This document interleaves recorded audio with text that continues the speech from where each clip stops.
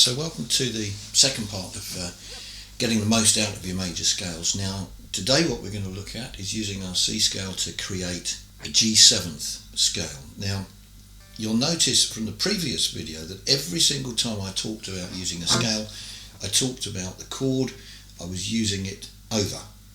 Okay, never detach one from the other, and always, plain English is the best way. Dare I even mention the M word, modes. This is something to really, in my view, just stay well clear of. It's really just complicates things and dramatises stuff. Really is, I don't think, any use to anybody at all. That's not to say the music it creates isn't any good, because it is, but it's just how you describe it. So you can make something really complicated, or you can make it really easy. Now, in the entire time that I've played, regardless of what gig I've done, I have never yet seen a chord called Mixolydian or Phrygian or whatever else it happens to be.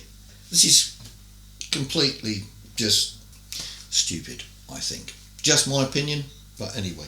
If I'm playing over a chord, I want to know what chord I'm playing over. If I'm playing over G7, it's great. I know where a G7 is. I can see some of the notes I want to phrase to, if not all of the notes I phrase to. If I start talking about modes, I've just removed some information and some vital information. After some years of playing, and I got a chance to discuss this with a guy called Larry Carlton. Now, for those of you who don't know who Larry Carlton is, he was let's just say he was a very successful session player. So successful, in fact, that there was a point in the 1970s where he was on every single hit record in the entire American top 30 at the same time.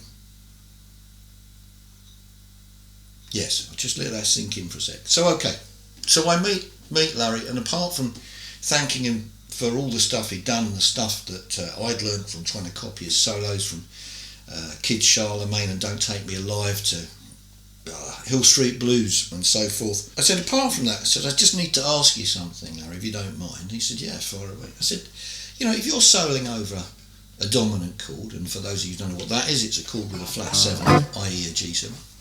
I said, do you think in modes, or do you think in scales? He said, oh God, I can't be bothered all that modes. We're on YouTube here, right? So I'll say SH1T. He said, can't be bothered with all that.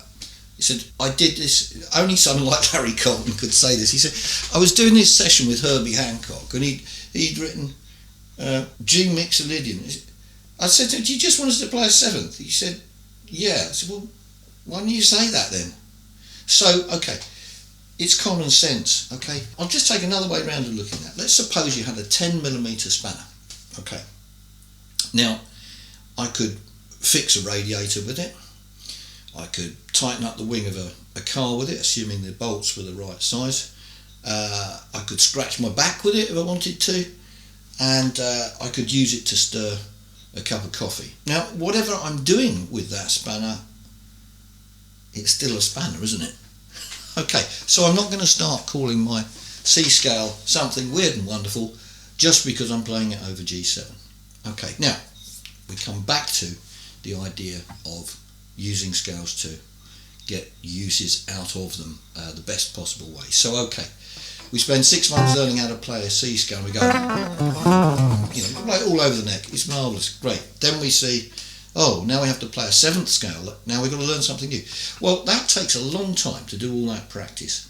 Okay, it takes 5 minutes to learn how to apply that scale to a different key. Okay, so when you want G7, now G7 as opposed to a G major 7,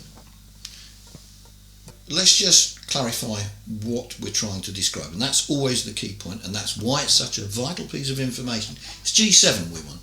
Now G7 is a G chord with a flat 7th in it. So 1, 3, 5, flat 7.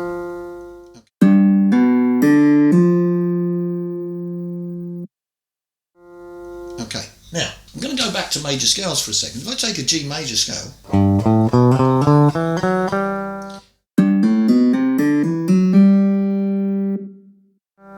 and I take the 7th note and flatten it, instead of it going G, A, B, C, D, E, F sharp, G, it becomes G, A, B, C, D, E, F, G.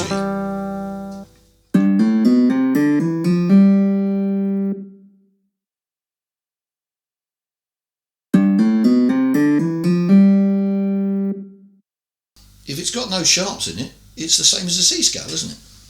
Okay. Well, that's rather handy, isn't it? In other words, we already know a G7 scale, we just call it C. So the question is how to apply it. And this comes back to our basic rules of phrasing. Whatever scale you're using, whatever chord sequence you're playing over, someone's playing this, you want to go, yeah, you don't want to be going, that's nothing to do with this, is it?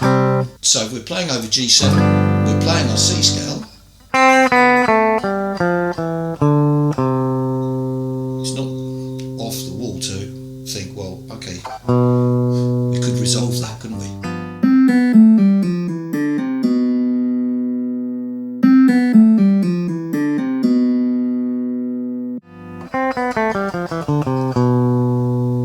I could go further.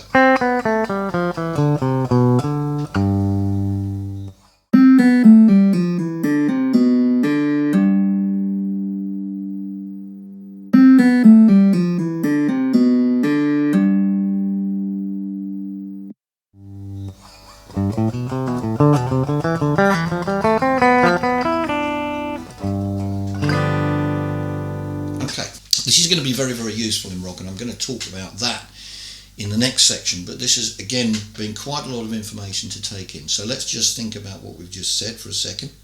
We're going to be using a C scale to play G7. Now, more about that in the next video. So for now, that's it.